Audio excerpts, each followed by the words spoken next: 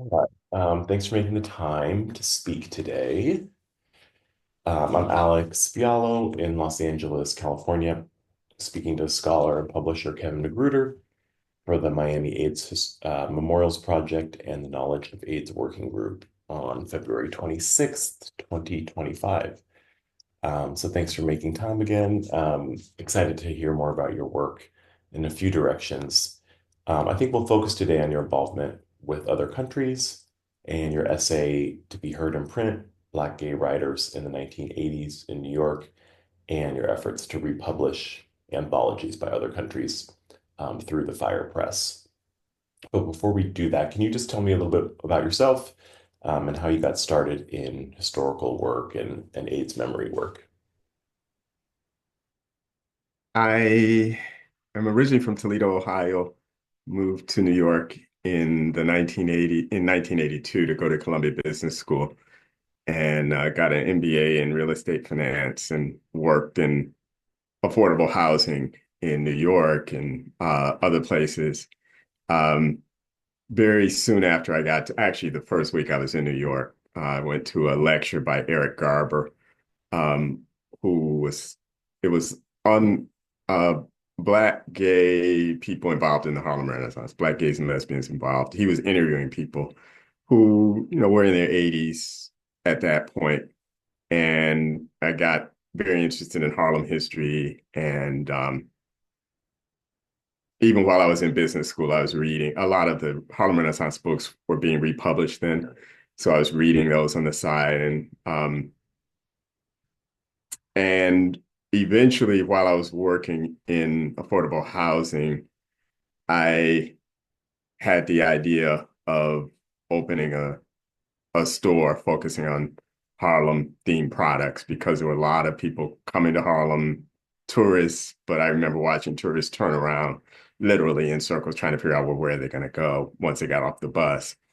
And so in 1990, I opened a store on 125th Street near Fifth Avenue called Home to Harlem. And it was named after Claude McKay's very popular novel that came out in, I believe it's 1925. And had books, posters, postcards, T-shirts. I did a lot of events there, book parties, readings, and I got to know a lot of people through that. And Colin Robinson, so probably in about 1987, I joined Gay Men of African Descent, 87, 88. It starts in 86. The first GMAD meeting I went to was in 87, and the guest was Arnold Rampersad, and he was talking about the first volume of his two-volume biography of Langston Hughes.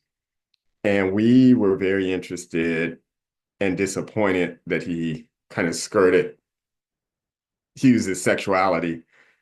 I can't remember if the movie Looking for Langston was already out by then or not, but he had become a Black gay icon for us, and so we wanted him to confirm that. And as a historian, he said he did not have the evidence to support that. But that was my introduction to GMAD, and I continued to get more and more involved. By the time I opened the store in 1990, I was a regular member going to the Friday forums. They had moved from being all volunteer to, I believe by that time, Colin Robinson was their first staff person. And Colin approached me. Colin was one of the founding members of other countries as well. There's a lot of overlap between other countries members. Carrie Allen Johnson, um, also founding member of other countries, but also very involved in GMAT. And Colin approached me about joining the board of other countries. And I knew of other countries from a friend of mine.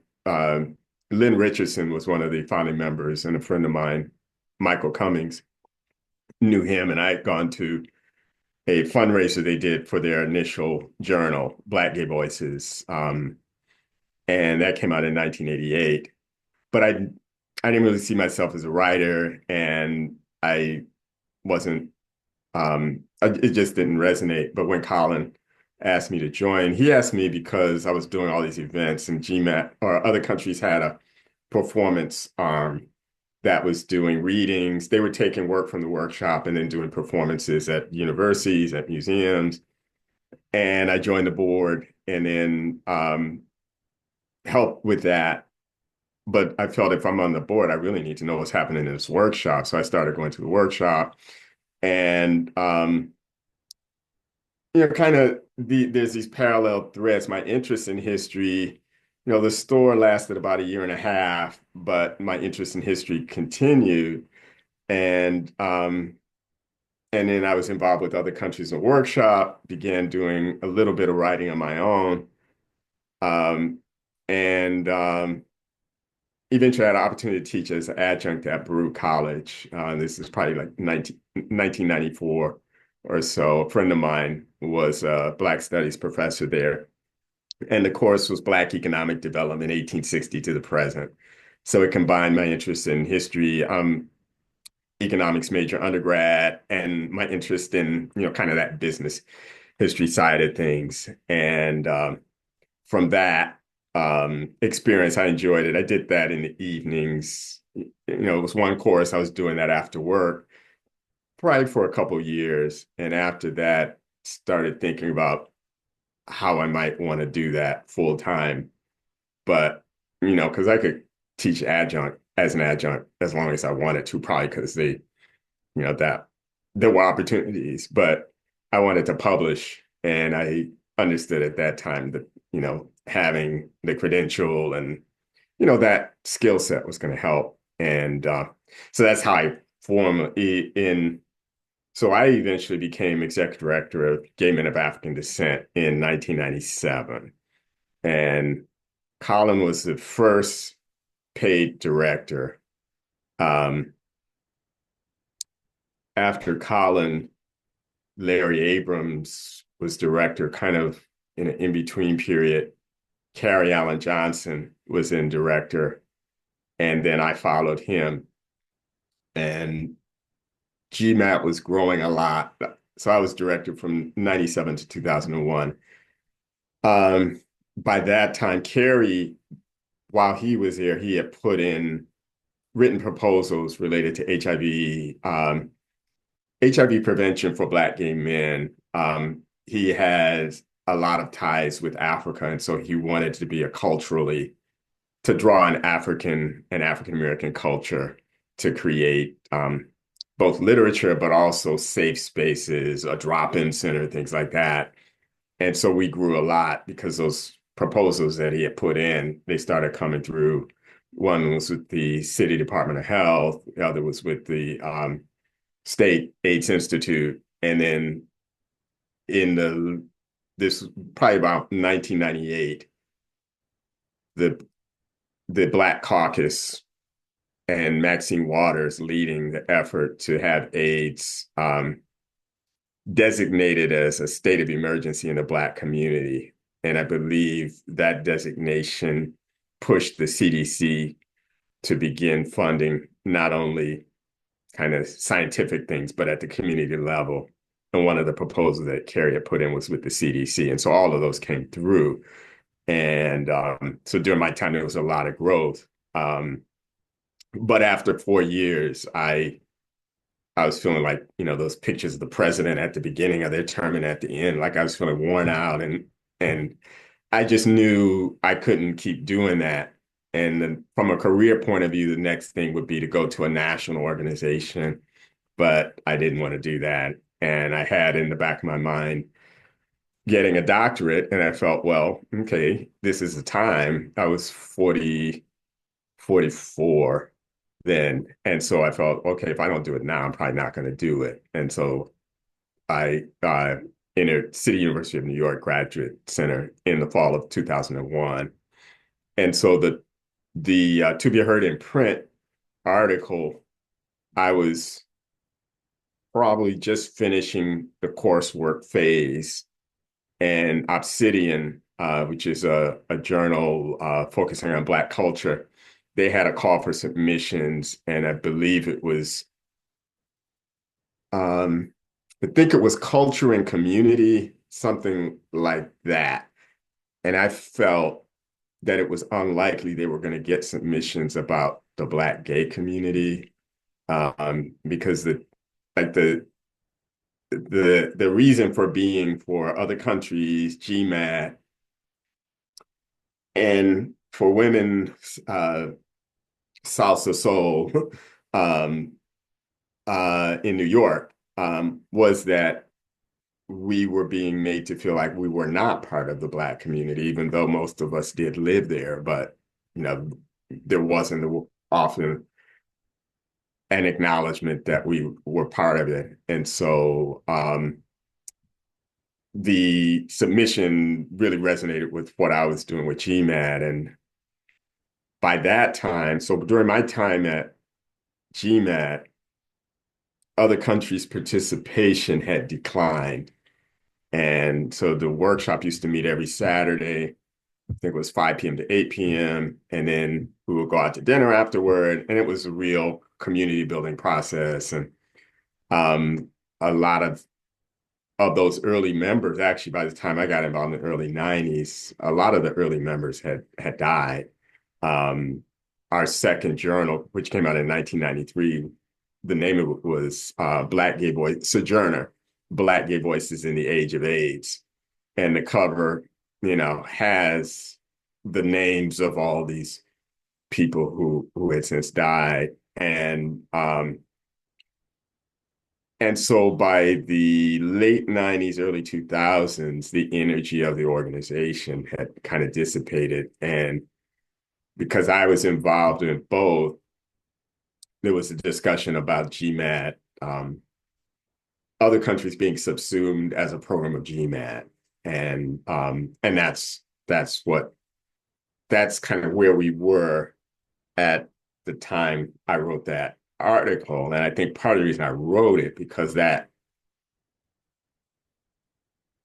bringing together did not work, because I was the executive director. So I couldn't run the workshop and do the other things I was doing. I delegated to a staff person, but he didn't have a history with other countries. So understandably, to him, it was like any other support program. And it's not. It really was not. It wasn't centered around AIDS, even though that was very important in our lives, but it was about us and a range of things. And so, and I think part of that was me wanting to, by this time, I'm in a doctoral program. And some of it too was in the field of history, there are some people who feel like you can't write about things until 30 years later, until you have perspective. And there were things that I had personally been involved in that I felt I needed to write about.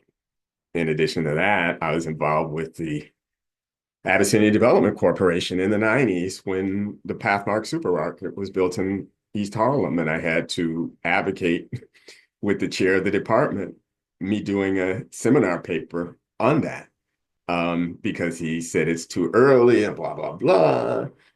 And I did it. I'm glad I did, because that supermarket no longer exists. So the people I interviewed, it'd be very hard to track them down now. And so I think that's what I was thinking about with the other countries' paper or article. And there were people within other countries who pointed me to different people, and some of them, like Tony Crusoe, I knew him from my housing work because I knew him as an architect. And I didn't even know he had been involved in Blackheart like early on. And um, Fred Carl, rather.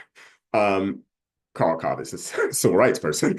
Fred Carl, I didn't know, but we really had very good conversation. In some ways, it's kind of full circle moment because I think he appreciated my interest and I appreciate your interest in this topic, now. So I'm feeling some of that. But I did feel it was important to understand what was happening. And Kerry Allen Johnson, like we knew each other well because I was on the board when he was board of GMAT when he was executive director. and I kept in touch with him. And I think he was in Africa, I think. So what he was pointing me to, I think a lot of it was by email. But so my interest was both historical, but also with my community development organization hat on. I understood what he meant by that phrase that becomes the title. Because there was an argument, should we publish? Isn't that going to distract us from the work of a workshop? And by that point, the article comes out in 2003, I believe. And so I was working on it probably in 2002. I'm deep into history, a very text-focused discipline.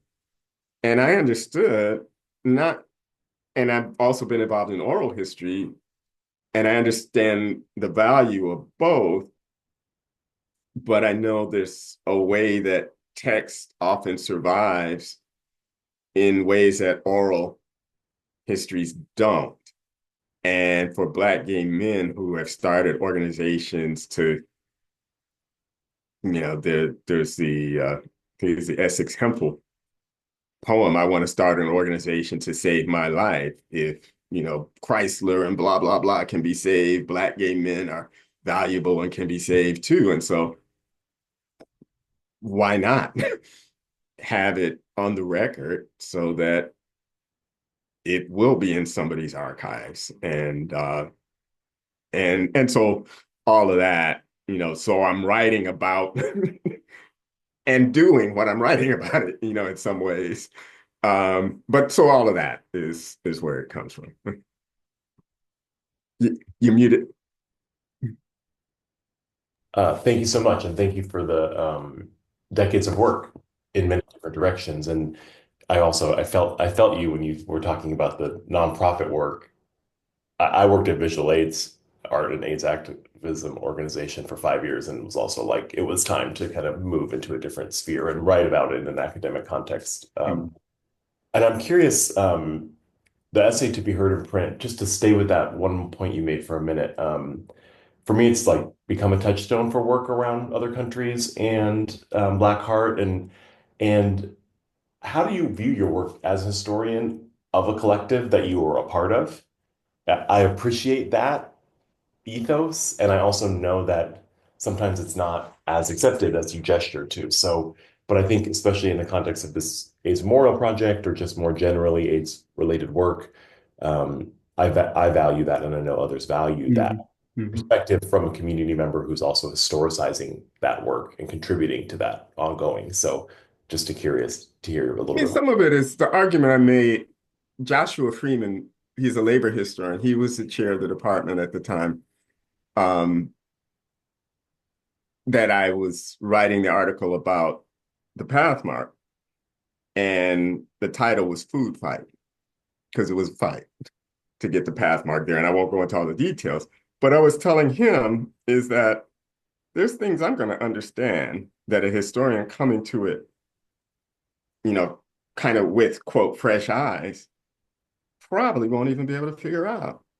And and I'm not saying that like out of ego, but kind of being a firsthand participant, it does give you a certain level of knowledge. And I know there are people who say, oh, it also gives you blind spots and bias, and there's elements of all of that. But it's not like a whole lot of people are writing about other countries. So I Yeah, some of it was just my own ambition as a scholar. yeah. The first thing I published in a scholarly journal was an interview with Jane Ryder Fisher that I did. She was a widow of Rudolph Fisher, who I'm now working on a biography of him. I interviewed her in the 90s, and she wanted me to do it right then. Um, but that came out in probably 93 or so, and I was not on a scholarly trajectory, so it was like a one and done. But by 2003, I am. And it's like, okay, it's the opportunity for me to get something on my CV, but also to provide a record of this. And I know I'm not saying it's the definitive record. I did not, I wasn't able to locate Isaac Jackson, the key person of Blackheart. And I do know where he is now. The internet is much better now in terms of being able to find people. And, I've kind of debated, should I interview him and do something else? But I'm glad I did what I did. Um, and I think some of it too comes from I've had my feet in, these two different worlds during, the last 40 years, like working in community development, but being involved in these, different grassroots organizations. And I'm trying to bring the skills from both and sometimes being a bridge between the two as well. And, people who are kind of purely academic historians, I don't fault them, but they're doing what fit their life trajectory. Yeah, And mine was not that. I didn't go to graduate school right from college. And a lot of what I'm studying, I know because of the work I did in community development, even the race and real estate work. I would not know those records, the public records, and the richness of them if I hadn't looked at them as a director of real estate development. And I've taken a scholar friend of mine to show her how I do it. And her eyes started glazing over. And so a lot of people, like, they don't want to do that. And so there's, you know, I mean, it's not directly answering your question, but it's like I know I'm in a different space, so I don't particularly care. If like people say, "Oh, that's not pure history and stuff." It's like there's things that I'm getting that they wouldn't even know who to talk to, and the people wouldn't trust them anyway. exactly. So, Yeah, thank you. yeah. Um, I'm also just thinking of Darius Voss' book, Evidence of Being, which is another touchstone for Yeah. folks, the country's Blackheart. I'm Yeah. just putting that on the record. Donald Woods on the cover. Yeah, We overlap briefly on the amazing. board of other countries. Yeah. I'll just also just put two quotes from the essay from collective members that stand out. As you said, Carrie Allen Johnson was writing, quote, "We have a responsibility to our community to allow our voices to be heard in print, and the time for that is now," end quote. And then Daniel Garrett was speaking to the importance of building Black gay institutions, highlighting, quote, "The challenge of proving to ourselves and to the world that we can leave something valuable and permanent of our Black gay lives and work for future generations." I would want to turn now a little to your work with the Fire Press and the republishing of these anthologies from other countries, which has been Mhm. really meaningful. And I know folks have spoken widely to the ways in which the fact that some material is not still in print deeply impacts the ways and the accessibility of writers from this era. Essex Hemphill's writing hasn't been in print for a while, although I know a collection of his writing is forthcoming this year, which is really exciting. So um, I feel like it's really meaningful that these other countries' anthologies are now available in reprint form, and just to hear more from your perspective about that. So I got connected with the Fire Press through that Home to Harlem gift shop that was open for a year and a half. So, just maybe as an aside, I did end up opening another shop with two partners this time. The first one was all by myself. The second one it was called Harlem Made Style Shop. And the concept, it was not my idea. It was the lead partner was Murphy Heidegger, a Black gay man, who has a background in graphic design. So he had created a brand and fabulous t-shirts. And he was talking with people about doing the shop, and a mutual friend of ours connected us. And then a friend of his, Patricia Alfred. So we had Harlem Made Style Shop from 2001, actually, no, 2000. So my last year at GMAD, and all the while I was in grad school, we were operating that. It was on Lenox Avenue between 118th and 119th Streets. And but in terms of the actually, if you could restate that part of your question again, the last part of the question. Yeah, just interested to just hear more about the details of Right, the publishing right. there. So the link I meant to make is if I had not owned that first store, I would not have met Tom Worth because I was doing all these events about Harlem, people interested in Harlem. I got to know Tom Worth was the literary executive of Richard Bruce Nugent. Tom was a collector of Black books. And he had taught at HBCUs. He's a white man, was a white man. But when he met Richard Bruce Nugent in, I think, the 70s, and they were both living in New Jersey, and Nugent had one of the original copies of the 1926 journal that there was only one issue done. And so Tom understood the importance of that. He convinced Bruce to let him create a replica edition that he began selling. And he created the Fire Press in 1982. And so when I met him, I was selling T-shirts. Um, I can't remember where the idea came from, but we had a T-shirt that was the cover of Fire, with the Aaron Douglas. It's kind of like a Sphinx face um, that we sold. And after I closed the store, we kept in touch. We had become friends, and probably I don't know, maybe in the 2000s when we were having dinner, he was saying that he was working on his will, and when he died, he was going to have a provision in his will that he wanted me to take over Fire Press. And he died unexpectedly in 2014. And so I was contacted by his sister and got a truck and went to New Jersey and got all of in addition to Fire, he had done a couple other books related to the Harlem Renaissance. He had published a book of poetry as well by a friend of his. And so I brought all of that and then incorporated it. He was running it as a sole proprietorship, and I incorporated it.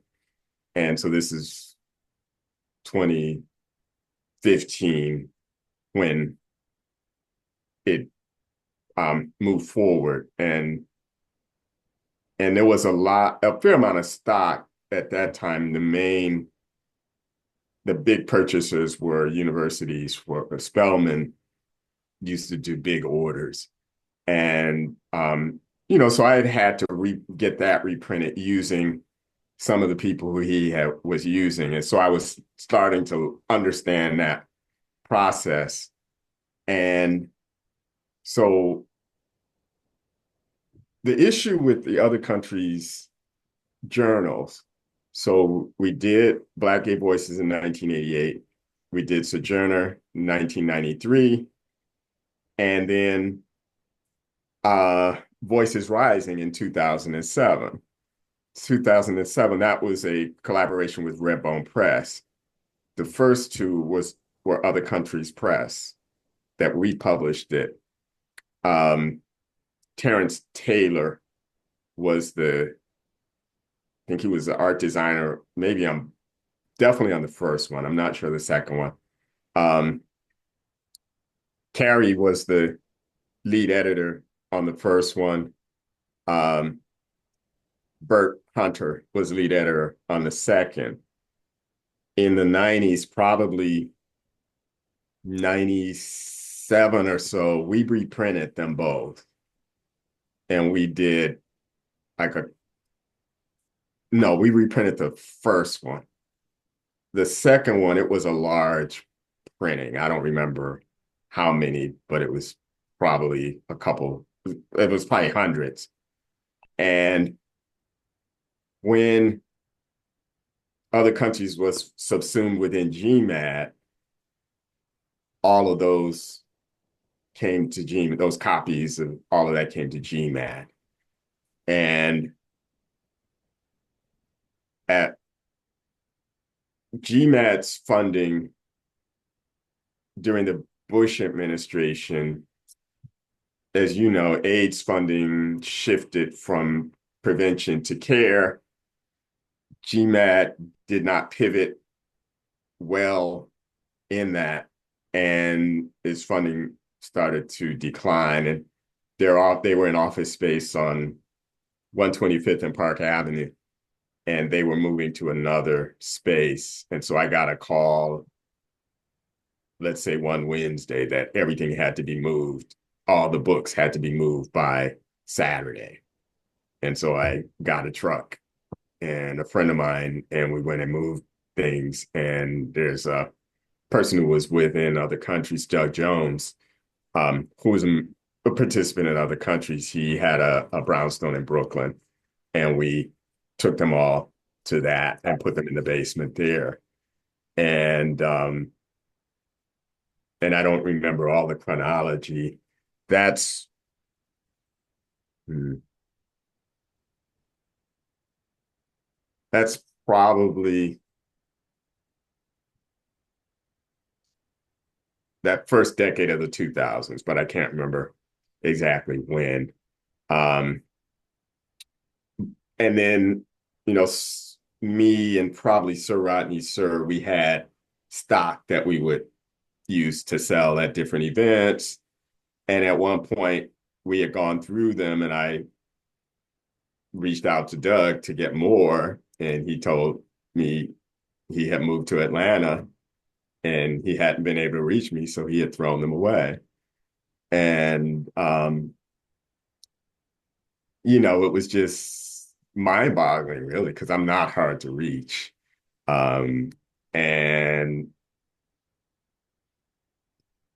kind of like the reason why there was one copy of Fire, there's different stories about it. It was stored in a basement, and either they got damaged in a flood or they got burned in a fire. So I was feeling like, okay, now what's going on? And it angered me on the one hand, but then because I'm selling Fire, I'm seeing other things that have been reprinted, and then I would see Sojourners being sold for, ridiculous amounts of money. Yeah. And it's like, that's ours. you know, Whatever people are going to get, we should be getting some of it. And and so by the time of the Makeda workshop, I had already begun figuring out how to do it, republish it. Like those were done the old style printing way. But now with online printing, it was much more manageable. And that's why I appreciate that first workshop in particular, because I did not know Cat, and I saw an email about it. And I think I might have said it in the workshop that I had an attitude at first, like, who is this? Talking about other countries without talking to us. And that's part of the reason why I came there to see what is she gonna say. and and so uh, I appreciate the level of care that, and just deep reading that she gave to it. And I was in the process of moving to republish. But that definitely, seeing that there's another wave of people who are interested, kind of was the final impetus to, for me to get them out there. And so it just, like, to me, it didn't make sense that they should not continue to be in print. And I felt if they didn't go back in print, then it becomes almost like a vehicle for money grubbers in a way. And And it's like, I want to cut that off if I can. yes, and erasure in a way. Right. Right. The people have it, but they don't know anything about it. They paid a lot for it because somebody told them it's important. But no connection to the people who produced it. Yeah, exactly. And I'll just, on the record say that, we connected through these workshops. So this first workshop by the Makeda School, Right. Cat Cheers, teaching it and leading it. And that was an incredible like pedagogical space because people like myself and Kat who were interested in that generation of writers, thinkers, artists were also in the classroom or in the, virtual Zoom room, reading Mm-hmm. other countries with yourself, Mm-hmm. with Robert Penn, Mm-hmm. um, who were members of the collective and reflecting on their perspective, but then also just reading it closely together, So it was really impactful experience. Um, and that's also where, like, in thinking about the framework of like an AIDS memorial project, for me, the fact that these books are reprinted is such a deep work of AIDS memory. Yes. And the Yes. fact that I can pick up this book and also even something like biographies in the back, Right. and I can read Yes. biographies of people who are well known relatively, Essex Hemphill, Donald Woods, as you mentioned, Mm-hmm. and also Mm-hmm. other figures who are lesser known, Mm-hmm. Mm-hmm. So, Mm-hmm. and I even remember I had done this event with visual aids, the last address tribute walk in Harlem, going to significant AIDS-related cultural sites. Yeah, I read about that. Yeah, and we we did a reading in front of Bert B. Michael Hunter's, who was the managing editor of Sojourners, I believe, Yeah. home in Harlem, and I'm remembering walking from B. Michael Hunter's home was when Kat told me about the other countries workshop Oh. with Makeda, and it was like so. Anyway, it's all in the mix here. So I'm just curious to hear a little from you about this idea of like books as memory work. I mean, you've kind of gestured to it with like Mm-hmm. historical work, like understanding like print Mm-hmm. Mm-hmm. survives. It's like to me, in some levels, like this is a monument. Like Yes. this book is a memorial, uh, Right. and it does really important work as an object in that sense. So yeah, would it be I, interesting? I think because we live in such a digital world, there's a notion that books are going to cease to be important. But from an archival point of view, I think books are going to still be easier to access than, I mean, digital is easy if it's on the platforms and you know they're there. But a lot of digital material is, I think, unfortunately, going to get lost on people's computers. And there's a way that when people are cleaning out somebody's house, it's much more likely that the book is going to survive than the file that's on their laptop. Yeah. And so that's the value, that part of the value. Um, and then, like I was saying, because we're a text-centric culture, having, like we are saying, those short bios in a book, there's I think psychologically, maybe a way that like if a child is reading a blog post versus a book about their uncle, I think they might view the book as kind of more significant than the blog post because they're on screens all day. Yeah. Right. And maybe that's wishful thinking on my part, but I don't know. Yeah, and something strikes me too, the essay that you wrote in the early 2000s is titled To Be Heard in Print from Carrie Allen Johnson's Note. And then you're like enacting this idea of the importance of being heard in print decades later by reprinting these publications, so it's like it's layered. It's like the original Yes. the original other countries collective members, yourself included, were thinking about the importance of being heard in print, and then the reprints are honoring that, Hmm. Hmm. like, and forwarding the significance of that gesture to make sure that they can still be heard in print later. you know? I mean, I didn't start that article with the title, but I think somewhere along the way, when I came across that quote, it just, it jumped out. And, it jumped out for me because I agree with it. But I thought it also explained what we are trying to do with the publishing arm. Because there was tension between the publishing arm, the performance, the writing workshop, and they were all going on at one point. But my feeling all along is, why can't we do it all? Why can't we do all of it? Like, why do we have to, because that's the writing workshop. If it had only been the writing workshop,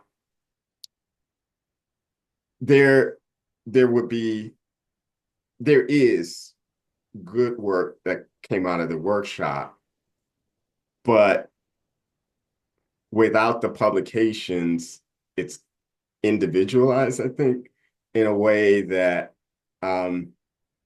like we didn't have like hard membership and, oh, they're a member, they're not. But it's a collective that there's common experiences that we have that, from my interest in community building and community formation, that it's saying to the world, like, we know each other, we've known each other, we can do things and support each other in different ways, and not just artistically, but socially. You know, now the workshop, we, this, it died out and then it came back really after the third journal, Voices Rising, because we did a launch party in Brooklyn. And I'm not sure the exact chronology. I think maybe even before then. So Colin Robinson is the key thread in these things. And he had ties to a technical assistance organization that offered us time, strategic planning time, to figure out, do we want to bring it back? If so, what is going to, and so we had several sessions, and then eventually the workshop began again, probably in around 2008. And we began, I think it was monthly at the center, because we felt, by that time, like we're in our late 40s, 50s, like the people who had been there before, but there were younger new members that came in. And then we went online, probably in about 2010, because people were moving in different places. And so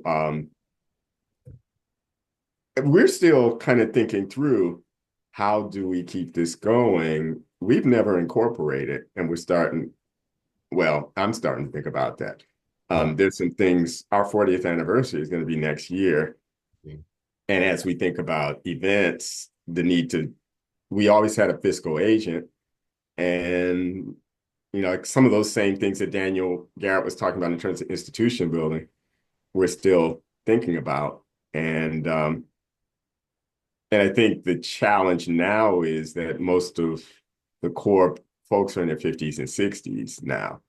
And how do we bring in younger members when there's these people who have all these memories and connections? And how do you, Bridge like, that. we've had younger members come and stay for a little while, but that's something that we definitely have to figure out. Yeah, interesting.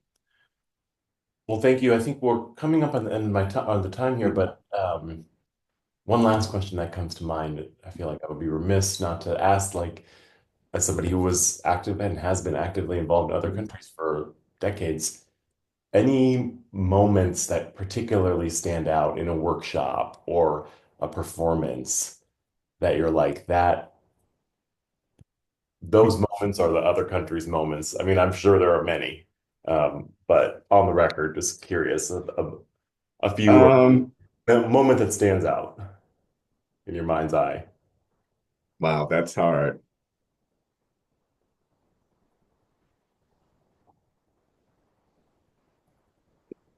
I mean, it's a moment that I heard about, but wasn't there for, with a Soto Saint. They were doing a fundraiser at Trax, which was a club in Midtown, and it was a regular party night. And so the concept was, at some time they would turn off the music, and then I think there was going to be a reading or something like that. And I don't know if you're familiar with the porn star Joe Simmons, who was, very popular in the 80s, a black gay man, um, muscular, but slim muscular. And he was part of that program. I think he was acting as MC. And like I say, I wasn't there, but it's like a legendary. And so he gets up to start introducing people. And from what I've been told, people start yelling for him to take off his clothes and blah, blah. And uh, Asato Saint grabs the mic and tells them, to be quiet. We are other countries. And it's, just I'm, like I said, I wasn't there, but I picture, kind of combination Betty Davis, Joan Crawford, Reed, and then and people kind of in retrospect, they say, what were we thinking that we could do a reading while people are partying or whatever. So Yeah. I I love, even have the flyer for the event. I can't remember why I didn't go, I but feel like I've heard about that in yeah. too. So So yeah, so it is legendary. amazing. Yeah. Well, thank you You so much. had a question about Caribbean members Oh, too. yes, yes. Uh, Colin Robinson's from Trinidad. Um, Fabian Thomas from Jamaica. Amazing. Uh, they were both, I was in and when they were, very active. A person who was was no longer active when I got involved. I got involved probably around 92. Rivers John Marie, who from his name I think might have been Haitian. In the first journal, he's the one who interviews Spire Rustin, Mm, and that interview is important because Wyatt Rustin, he was out, but did not really talk about the gay rights movement um, at the time that it's building, like 60s, 70s. By this time, it's the 80s, and he does talk about it in that movement. Unfortunately, by the time that came out, he died in 1987. And so this is that first journal is dedicated to James Baldwin, Richard Bruce Nugent, and Bayard Rustin because all three died in 87. yeah. Yeah, and and appreciate that. And was thinking about that question around connections between other countries and Caribbean Yeah, diaspora, clearly because the Miami AIDS yeah, project and thinking yeah, about Haitian diaspora and its relationship there. So yeah. So I did not know Reverend John Marie, but I'm yeah. pretty sure he was And Haitian of from course, Francophone country. Asado Saint as well, Haitian. Right. Yes. Yeah.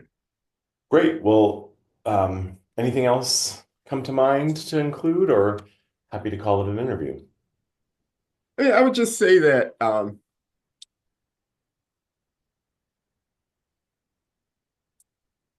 from the perspective of the project AIDS Memory, in that like the work we were doing was not so much centered on AIDS, but actually the broader memory of us Mm, and our lives and our experiences. And AIDS is a very important part of that. And so part of that struggle was, so I was very active at my church, Abyssinian Baptist Church, and I was out to the pastor, Calvin Butts, he was chair of the National Black Leadership Commission on AIDS for a long time. They did a big AIDS fundraiser there. And I had to tell him at one time, well, it would help if you talked about gay people in other ways than just about AIDS, because we're doing a lot of other things. And at that time, I was director of real estate development. So with the Abyssinian Development Corporation, worked right across the street from the church. So he knew that, kind of personally, but that struggle to see our full humanity. And in part, that's why there's a need for an AIDS memory project, because it's easy to erase people when they've been kind of set off to the side by a disease that people have decided is God's judgment. And um and it's like, that's a whole nother interview. But so I'm not gonna, but anyway, so that's why I appreciate the work and the project, because it definitely intersects with what our goals were, with other countries. And Yeah, thank you. That's a really important addition. So great. Thanks again so very much. thank you.